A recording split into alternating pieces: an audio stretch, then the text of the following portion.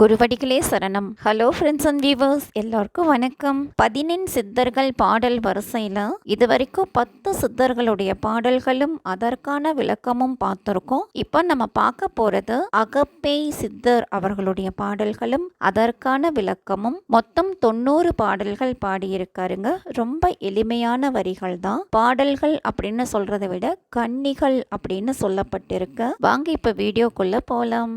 முதலாவது பாடல். நஞ்சுண்ண வேண்டாவே அகப்பே நாயகன் தாழ் பெறவே, நெஞ்சு மலையாதே அகப்பே நீ ஒன்றும் சொல்லாதே. நஞ்சு அப்படின்னா விஷம், நாயகன் அப்படின்னா இறைவன். மனமாகிய பேயே, நீ இறைவனுடைய திருவடி நிழலை அடைய வேண்டும் என்றால் விஷம் போன்ற தீய செயல்களை உன்னுள் கொள்ளாதே. மனமென்னும் பேயே, அலைந்து திரியாதே. நீ சொல்லால் முழக்காமல் அமைதியாக இருப்பாயாக அப்படின்னு சொல்லி இருக்காருங்க. இதுதாங்க இந்த பாட்டோட பொருள். அடுத்தது பாடல் 2. பராபரமானதடி அகப்பே பறவையை வந்ததடி, தராதலம் புவியும் அகப்பே தானே படைத்ததடி.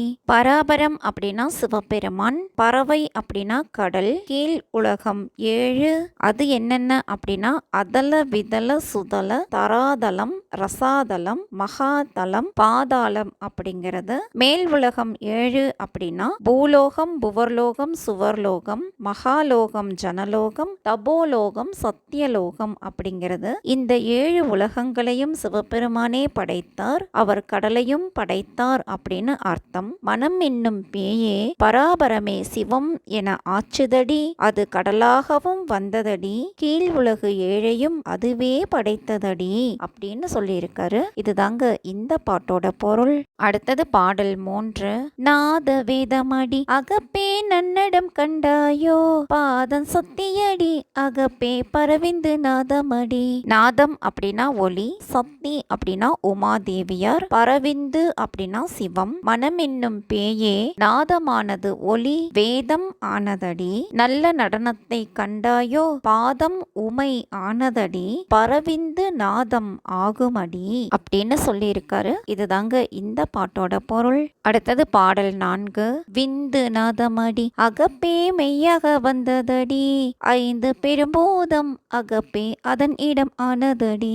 விந்து அப்படின்னா சிவம், நாதம் அப்படின்னா சக்தி, மெய் அப்படின்னா உடல், மனமாகிய பேயே சிவம் அதாவது விந்து, நாதமாகிய சக்தியுடன் இணைவதால் மெய்யாகிய உடல் வந்தது, பஞ்சபூதங்களும் பூரணத்தில் ஆனதடி அப்படின்னு சொல்லியிருக்காரு. இதுதாங்க இந்த பாட்டோட பொருள். அடுத்தது பாடல் 5. 4 பாதமடி அகப்பே நன்னேறி கண்டாயே, மூலமானதல்லால் அகப்பே முத்தி அல்லவடி. மூலமானது அப்படின்னா ஞான நெறி, மனமாகிய பேயே 4 பாதமடி அதுதான் சன்மார்க்கம் ஆகும், முதன்மையானது அன்றி முத்தி ஆகாதடி. 4 பாதங்கள் அப்படின்னா சரியை கிரியை யோகம் ஞானம் என்பன. இந்த 4 வகையான நெறிகளும் இறைவனின் திருவருளை அடைவதற்கு உரிய நெறிகள். இவற்றுள் ஞான நெறியில் ஒழுகுபவர்கள் 4 நெறிகளுக்கும் உரியவர்கள் ஆகிறார்கள் அப்படின்னு சொல்லியிருக்காரு. இதுதாங்க இந்த பாட்டோட பொருள். அடுத்தது பாடல் 6. வாக்காதி 5 அடியோ அகப்பே வந்த வகை கேளாய், ஓக்கம் அதானதடி அகப்பே உண்மையது அல்லவடி. ஓக்கம் அப்படின்னா உயர்வு, மனமாகிய பேயே கர்மேந்திரியம் 5 அடியோ அது வந்த வகையை கேட்பாயாக, உயர்வாக ஆனதடி ஆனால் அது உண்மை அல்லவடி.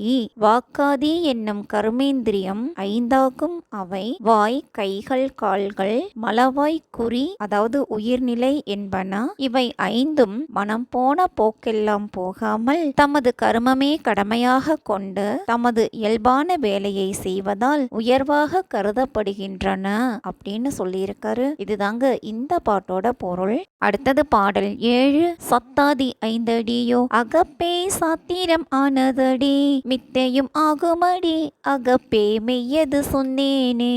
சாத்திரம் அப்படின்னா கலைகள், மித்தை அப்படின்னா பொய், மெய் அப்படின்னா உண்மை, சத் ஆதியான இரத்தம், எலும்பு, சுக்கிலம், இறைச்சி, மூளை இவை ஐந்தும் கூடி கலைகள் ஆனது. இது பொய்யாகவும் ஆகலாம். மனம் என்னும் பேயே உடல் என்ற உண்மையை கூறினேன் அப்படின்னு சொல்லியிருக்காரு. இதுதாங்க இந்த பாட்டோட பொருள். அடுத்தது பாடல் 8. வசனாதி ஐந்தடியோ அகப்பே வன்மையை வந்ததடி திசனாடி பத்தேடி அகப்பே திடனிது கண்டாயே. வசனாதிகள் 5 அப்படின்னா முதலாவது வசனம், அதாவது வாயின் செயலான பேச்சு. இரண்டாவது கமனம், கால்களின் செயலாகிய நடத்தல். மூன்றாவது தானம், கைகளின் செயலாகிய கொடுக்கல் வாங்கல். நான்காவது விசர்க்கம், குதத்தின் அதாவது எருவாயின் செயலாகிய வெளியேற்றுதல். ஐந்தாவது ஆனந்தம், அதாவது குறியின் கருவாயின் செயலாகிய இன்பம் அனுபவித்தல். அதே மாதிரி 10 நாடிகள் அப்படின்னா இடக்கலை, பிங்கலை, சுழுமுனை, சிகுவை, பொருடன், காந்தாரி, அத்தி, அலம்புடை, சங்கினி, குரு என்பன. ஆதி அப்படின்னா முதல், வன்மை அப்படின்னா உறுதி, திசம் அப்படின்னா அதாவது தசம், 10 அப்படின்னு அர்த்தம். மனமாகிய பேயே இந்த வசனாதிகள் உறுதியானவை, தசநாடிகள் 10ம் திடமானது கண்டாயே அப்படின்னு சொல்லியிருக்காருங்க. இதுதாங்க இந்த பாட்டோட பொருள். அடுத்தது பாடல் 9. காரணம் ஆனதெல்லாம் அகப்பே கண்டது சொன்னேனே மாரணம் கண்டாயே அகப்பே வந்த விதங்கள் எல்லாம். மாரணம் அப்படின்னா மந்திரத்தால் மரணம் அடையாமல் இருக்கும் நிலை. மனமாகிய பேயே உடல் அமைய காரணமான அவைகளை உணர்ந்து உரைத்தேன். மந்திரத்தால் மரணம் அடையாமல் இருக்கும் விவரத்தை கேட்பாயாக. இறக்காமல் இருக்க வேண்டுமானால் யோக கல்வியை கற்க வேண்டும். அது யமனை நெருங்க விடாமல் அரணாக நிற்கும். புலன் வழி செல்லாதிருக்கவும் இறக்காமல் இருக்கவும் அக்கல்வி அமையும் அப்படின்னு சொல்லியிருக்காரு. இதுதாங்க இந்த பாட்டோட பொருள். அடுத்தது பாடல் 10. 6 தத்துவமும் அகப்பே ஆகமம் சொன்னதடி மரத மண்டலமும் அகப்பே வந்தது 3 அடியே.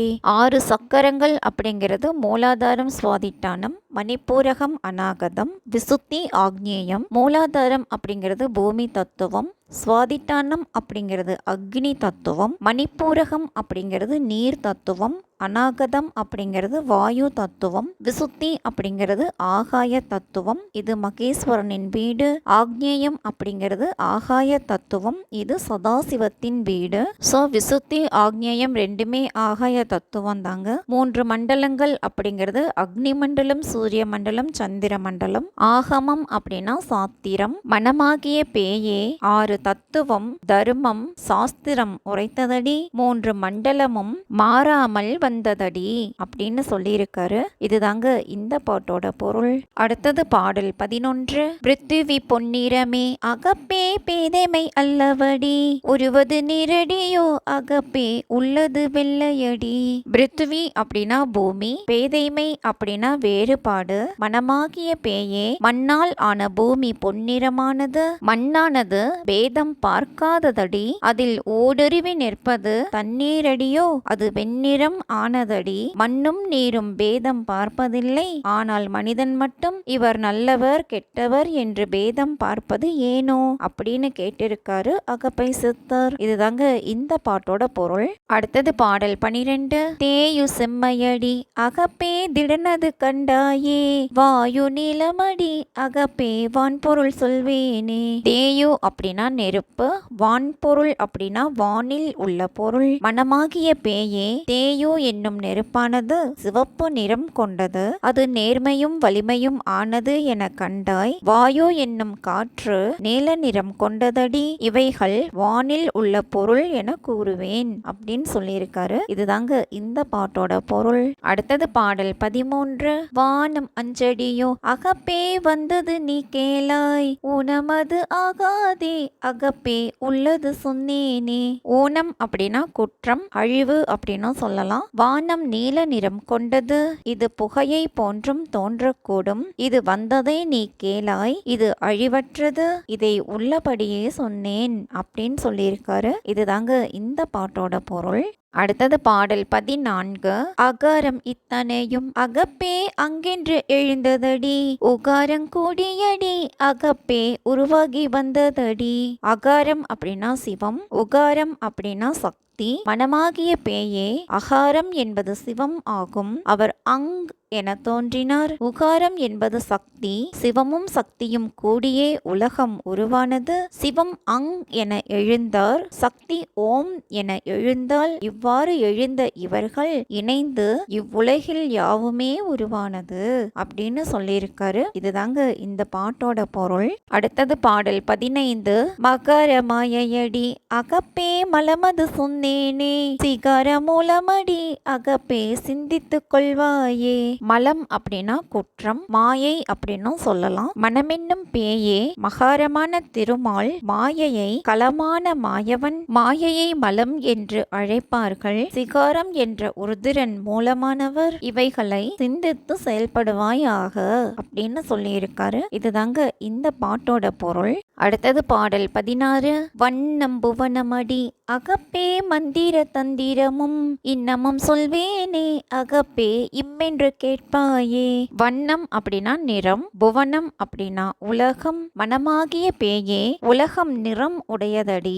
உலகின் மந்திரத்தையும் தந்திரத்தையும் சொல்லுகின்றேன், அதை இம் என்று கேட்பாயாக. இந்த உலகமும் 14 லோகமும் பல வண்ணத்தில் இயங்குகின்றன. மந்திரம் என்பது தன்னை நினைப்பவரை காப்பாற்றுவது என்று பொருளை தரும். தந்திரம் இது 5 விதமாகும். அவை நட்பை கெடுப்பது, நட்பை பெறுவது, அடுத்து கெடுப்பது, அடைந்ததை அழிப்பது, ஆராயாமல் செய்வது என்பன. தந்திரம் என்றால் யுக்தி, சூழ்ச்சி, உபாயம், திறமை, நூல் என்றெல்லாம் பொருள்படும் அப்படின்னு சொல்லியிருக்காரு. இதுதாங்க இந்த பாட்டோட பொருள். அடுத்தது பாடல் 17. அத்திவரை வாடி அகப்பே 51 அச்சரமும் மித்தயங்கண்டாயே அகப்பே மெய்யென்று நம்பாதே. அட்சரம் அப்படின்னா எழுத்து, மித்தை அப்படின்னா பொய், மெய் அப்படின்னா உண்மை. 51 அட்சரங்கள் அப்படின்னா யோக ஆதாரங்களின் இதழ்களின் எண்ணிக்கைங்க.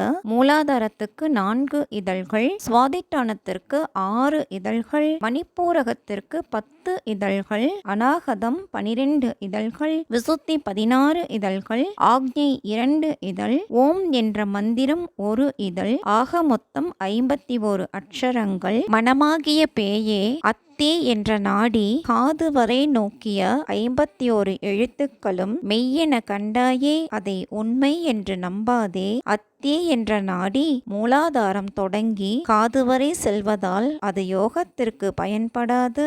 ஆகையால் அது பொய்யாய் போகும். ஆனால் சுழுமுனை நாடியானது மூலாதாரம் தொடங்கி தலை உச்சி வரை செல்லும். அது யோகத்திற்கு பயன்படும். ஆதலால் அது மெய்யானது அப்படின்னு சொல்லியிருக்காரு. இதுதாங்க இந்த பாட்டோட பொருள். அடுத்தது பாடல் 18. தத்துவம் ஆனதடி அகப்பே சகலமாய் வந்ததடி புத்தியின் சொன்னேனே அகப்பே பூத வடிவல்லவோ. சகலம் அப்படின்னா அனைத்தும், பூத வடிவு அப்படின்னா கண்ணுக்கு தெரியும் பரு உடல். மனமாகிய பேயே இந்த பூத உடலானது 96 தத்துவங்களால் ஆனது, அனைத்துமாய் வந்ததென ஞானத்தை உரைத்தேன் அப்படின்னு சொல்லியிருக்காருங்க. அந்த 96 தத்துவங்கள் என்னென்ன அப்படின்னா பூதங்கள் 5, பொறிகள் 5, புலன்கள் 5, ஞானேந்திரியம் 5, கர்மேந்திரியம் 5, கோஷம் 5, அந்த கரணங்கள் 4, அறிவு 1, நாடிகள் 10, ஆதாரங்கள் 6, வசயங்கள் 5, மண்டலம் 3, மலங்கள் 3, தோஷம் 3, ஏடனை 3, குணங்கள் 3, வினை 2, ராகம் 8, அவத்தை 5, ஆக மொத்தம் 96 தத்துவங்கள் ஆகும் அப்படின்னு சொல்லியிருக்காரு. இதுதாங்க இந்த பாட்டோட பொருள். அடுத்தது பாடல் 19. இந்த வாதங்கள் எல்லாம் அகப்பே எம்மிரை அல்லவடி அந்த விதம் வேறே அகப்பே ஆராய்ந்து காணாயோ. இறை அப்படின்னா இறைவன். மனமாகிய பேயே இந்த 96 தத்துவங்கள் யாவும் எமது இறைவன் அல்ல. அந்த விதம் வேறானது, அதை நீ ஆராய்ந்து காண்பாயாக அப்படின்னு சொல்லியிருக்காரு. இதுதாங்க இந்த பாட்டோட பொருள். அடுத்தது பாடல் 20. பாவம் தீரவென்றால் அகப்பே பாவிக்கலாகாதே சாவதும் இல்லையடி அகப்பே சர்க்குரு பாதமடி.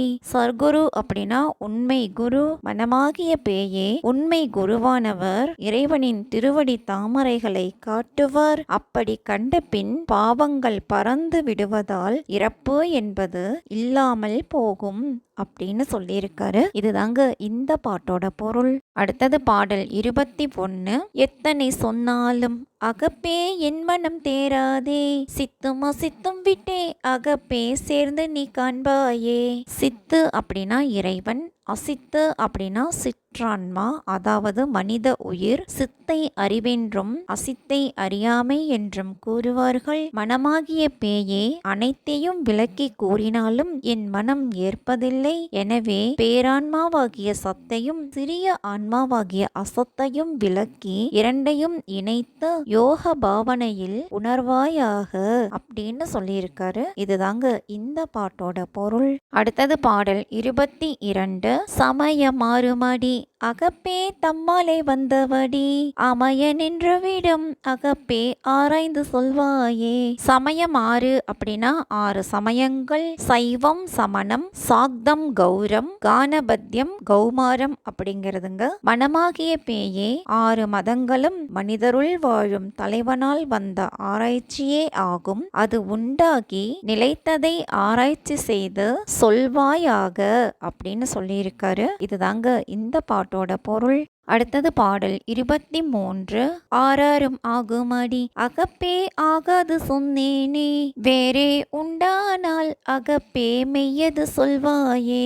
6 அப்படின்னா 6 × 6 36 தத்துவங்கள், அதாவது ஆதாரங்கள் 6, மண்டலங்கள் 3, தோஷங்கள் 3, ஏடனை 3, குணங்கள் 3, ராகங்கள் 8, வினைகள் 2, அவத்தைகள் 5, மலங்கள் 3, ஆக மொத்தம் 36 தத்துவங்கள். மெய் அப்படின்னா உடல். மனமாகிய பேயே 36 தத்துவங்கள் மட்டுமே உயிர் பொருந்திய உடல் ஆகாது என்றேன். 36 தத்துவத்துடன் 60 சேர்த்து 96 தத்துவங்களும் கூடியதே உடலாகும் என்று கூறுவாயாக அப்படின்னு சொல்லியிருக்காரு. இதுதாங்க இந்த பாட்டோட பொருள். அடுத்தது பாடல் 24. உன்னை அறிந்த அகப்பே ஒன்றையும் சேராயே, உன்னை அறியும் வகை அகப்பே உள்ளது சொல்வேனே.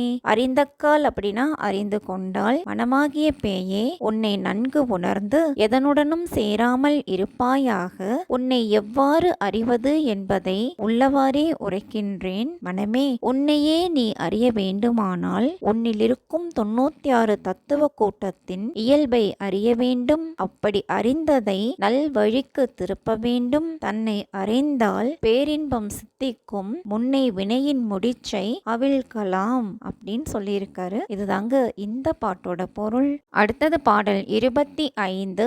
சரியை ஆகாதே அகப்பே சாலோகம் கண்டாயே, கிரியை செய்தாலும் அகப்பே கிட்டுவதொன்றும் இல்லை. கிட்டுவது அப்படின்னா கிடைப்பது. மனமாகிய பேயே சாலோகம் அடைந்தவர்களுக்கு சரியை ஆகாது. சாலோகம் கண்ட பின் கிரியை செய்வதால் ஒன்றும் உண்டாகாது. சாலோகம் என்பது இறைவனுடன் ஒரே இடத்தில் வாழும் நிலை. அந்த நிலையை ஒருவர் அடைந்த பின் சரியை கிரியை செய்ய வேண்டிய அவசியமே இல்லை. அதனால் உண்டாகும் பயனும் ஒன்றுமில்லை. சாயுச்சியம் அடைந்தவர்களுக்கு மேற்கண்ட 3மே அவசியம் இல்லாது போகும் அப்படின்னு சொல்லியிருக்காருங்க. இதுதாங்க இந்த பாட்டோட பொருள். அடுத்தது பாடல் 26. யோகம் ஆகாதே அகப்பே உள்ளது கண்ட கால், தேக ஞானமடி அகப்பே தேடது சொன்னேனே. தேகம் அப்படின்னா உடல், ஞானம் அப்படின்னா மெய்யறிவு. மனமாகிய பேயே உடலானது ஞான வடிவமாகிய பின்பு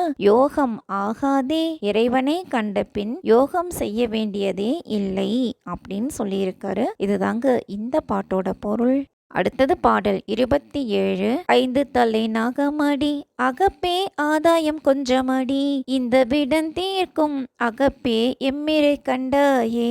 5 தலை நாகம் அப்படின்னா ஆதிசேஷன், ஆதாயம் அப்படின்னா பயன், விடம் அப்படின்னா விஷம், இறை அப்படின்னா சிவபெருமான். வனமாகிய பேயே 5 தலைகளை கொண்ட நாகமானது ஆதிசேஷன். அதனால் விளைந்த பயன் கொஞ்சமடி. அந்த விஷத்தை தீர்த்தவர் எம் இறைவனான சிவபெருமான் சிவபெருமான் என கண்டாயே அப்படின்னு சொல்லியிருக்காரு. இதுதாங்க இந்த பாட்டோட பொருள். அடுத்தது பாடல் 28. இறைவன் என்றதெல்லாம் அகப்பே எந்த விதமாகும், அரையணி கேளாய் அகப்பே ஆனந்தமானதடி. அறைய அப்படின்னா கூற, கேளாய் அப்படின்னா கேட்பாயாக, மனமாகிய பேயே இறைவன் எந்த மாதிரியானவன், நான் கூறுவதை நீ கேட்பாயாக, அவர் எப்பொழுதும் ஆனந்தமயமானவர் அப்படின்னு சொல்லியிருக்காரு. இதுதாங்க இந்த பாட்டோட பொருள். அடுத்தது பாடல் 29. கண்டு கொண்டேனே அகப்பே காதல் விண்டேனே, உண்டு கொண்டேனே அகப்பே உள்ளது சொன்னேனே.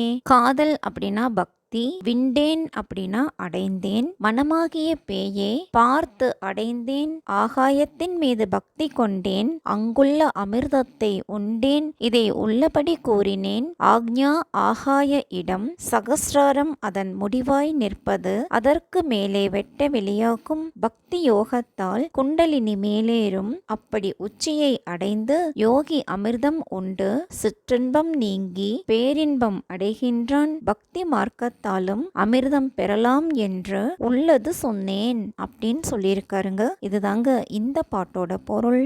அடுத்தது பாடல் 30. உள்ளது சொன்னாலும் அகப்பே உன்னாலே காண்பாயோ, கள்ளமும் தீராதே அகப்பே கண்டற்கு காமமடி.